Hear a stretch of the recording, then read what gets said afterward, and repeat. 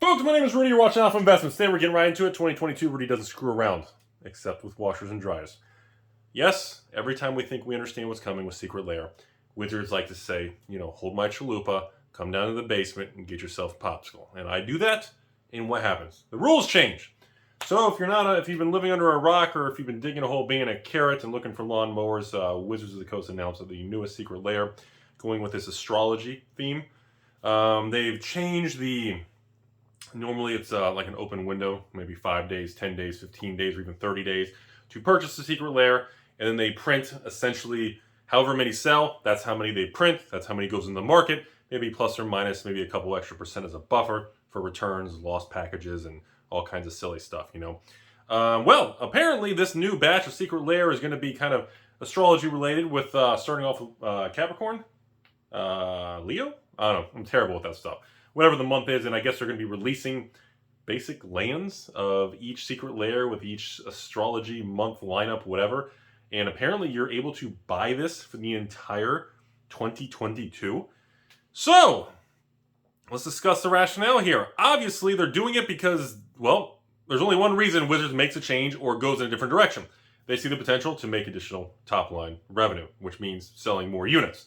Some people are speculating that, A, they did this because they see the value of previous Secret Lairs appreciating. B, other people say that the amount of complaints from the Timmies who band together and do the pitchfork and get really angry on the internet, the voice of the few that gets really loud, so we think everybody feels that way. A lot of people feel that so many of them complained because they couldn't afford maybe a particular Secret Lair in the moment. They got so much pushback, Wizards bent at the knee, and they've changed it to available to whenever. Which is we're going to get into that in a second. This is such a major dynamic shift right after we all were talking about, even my own videos in the last 90 days, saying, hey, we're at a point where you have to acknowledge just blanket buying Secret Lair, which is what I've been doing. Literally, I think the maxing out buying 30 to 50 of each Secret Lair in the last few drops. My order's like $30,000 a piece. It's embarrassingly should I be doing? It's kind of one of these things, but I know in the back of my mind, it's a time thing, and I know 3 to 5 years from now, the amount of these particular ones, especially now that they're smaller packaging, and the amount that are left sealed is going to continue to be lower and lower as natural attrition and time marches forward. Then once we all thought we knew what we were doing, and I felt confident that I'm going to go Secret Lair Rudy, they come out and say, come back to the basement, Rudy, we're not happy with your popsicle, and they change the rules. So at this point in time, a lot of the other people I've spoken with who tend to spend a lot in Secret Lairs are now very uncomfortable saying, well, if a Secret Lair is available for the entire year, why should I even place an order now? Why don't I place an order in 10 months from now? Why tie up the money for a year? Why don't I see what happens with the market? In other words, the flow of money is now going to be adjusted because people know that there's no risk, there's no point in being first to market, there's no point in throwing in your order. There's no point anymore. And on top of that, it adds anxiety and more FUD and unknown and uncertainty into the market because now it doesn't feel as special and rare anymore. And again, that is how Wizards of the Coast operates. They saw an opportunity to increase revenue and increase units sold, but they tend to not see the collateral long-term damage. They tend to not focus on that because, again, they're humans and they're all paid based on profits and hitting those Wall Street Papa Hasbro numbers and blah, blah, blah. And you can't blame them because by the time there's collateral damage, some of those people aren't going to be working for the company in 1, 3, 5, 8, 10 years, so they don't really care. They're going to have their golden parachute and move off into the sunset. Personal opinions, it makes me nervous. I'm very skeptical of what that means. I know all these previous Eldraine Wonderlands and Godzilla lands and the full text basic lands, all of them have done very well. Like I said, in the last 6 months, or actually maybe longer than 6 months, we've been talking about, everybody should be, if you're looking to diversify and deploy capital and, into different categories, Secret Lair is something you have to pay attention to because it does feel like that's just a component that every diversified, pretty much collector investor needs to have exposure to. That's kind of how it feels now. Is that going to age well, or is that going to even make you any money? There's only time to tell. Again, remember folks, just step back for a second. We're in 2022. There's no quick tendies. There's no quick tendies. You're not going to 10x your money. There's nothing you can buy in the market right now for $500 and turn into $5,000. The days of 2021 GME rock and we're done. We're past that era. It was an amazing time, amazing thing to be a part of. It is very iconic and very legendary, going to go down in history, but we all have to go back to our normal. There is no substantial money to be made in the short term anymore. Okay, so right now, that's why a lot of the scalpers and the evil flippers are gone. But that's also why people who have a passion for the product are going to stay the course and keep buying into it because they enjoy it and the prices are cheaper and things are more normal.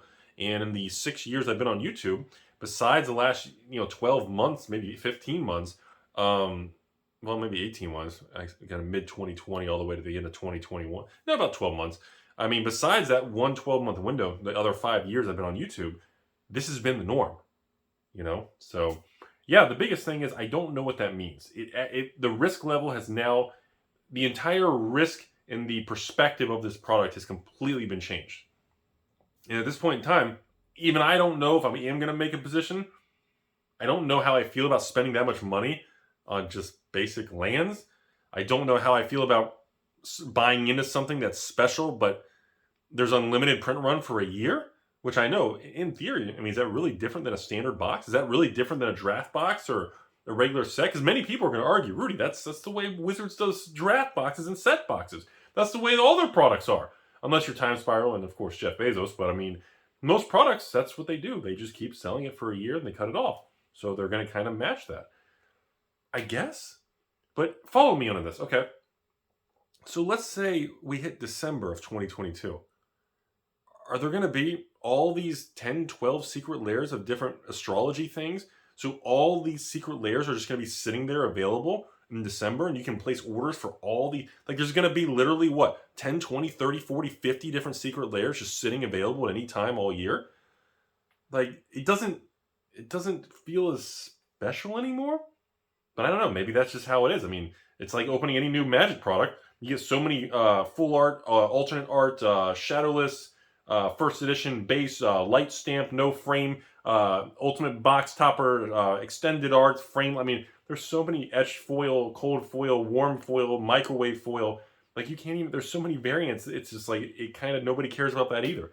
And I kind of feel like now they're going to do that to Secret Lair. It's going to hit a point where it's like, I don't know. A lot of people always argue to me that Wizards always does this. Everything they do. They change from, I mean, I had a patron. Listen to this. I'm going to end the video. I'm just rambling now. I had a patron a couple years ago who made this like chart with Wizards of the Coast talking about how since RTR in like 2010, Gate Crash, 2010, 2011, he made a list of how everything Wizards does, and then they keep making it worse. And then when it dissolves, they shut it down and they move to the new thing that's successful, keep making it worse, falls apart, then they move to the... And he made me this list. And it was talking about the printed demand, pre-RTR, they didn't do that with New Phyrexia, Scars, and Besiege. And then they did that with the From the Vault. And the From the Vaults were so good, they kept making From the Vaults worse. And then eventually, From the Vaults hit the last few, which were so bad, they discontinued the whole product line. I was like, well, that does make sense.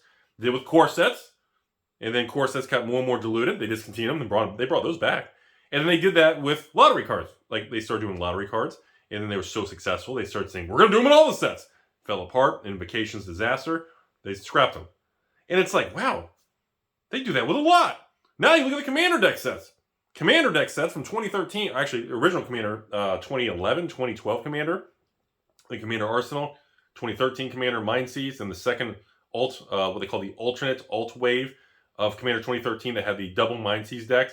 And then Commander 2014, 15, 16, 17, 18, 19, 20.